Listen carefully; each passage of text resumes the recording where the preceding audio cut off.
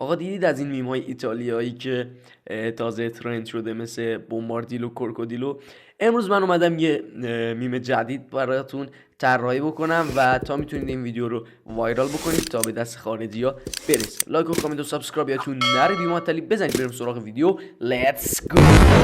من میخوام به صورت کامل از هوش مصنوعی استفاده بکنم واسه طراحی این.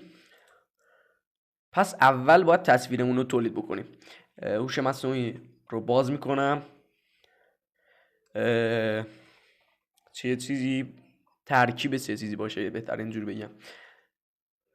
مثلا میخوام من برای ترکیب وایسید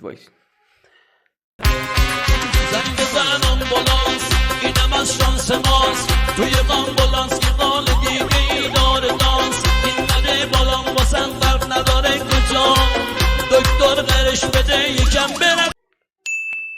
خب به نظرم ترکیب پاندا و کدو میتونه چیز جالب باشه. خب سرچش میکنم ببینم میتونه چه چیزایی، چه تصویرایی بتونه به ما بده. خب یه تصویر از ترکیب پاندا و کدو. خب سرچ میکنیم اینتر و ثبت میکنیم تا تصویر رو بسازه.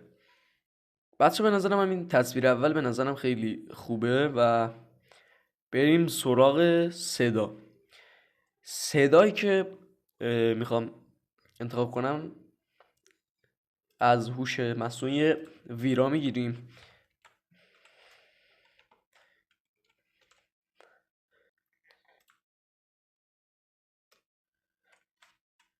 خب راستی باید اول انتخاب کنیم که این صدا چی باشه. این هم از هوش مصنوعی کمک میگیرم. یه صدای جذاب و بی‌معنا باشه.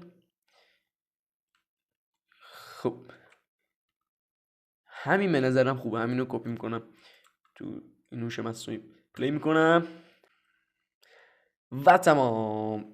اینم نتیجه کار. فیلیتو ماندلا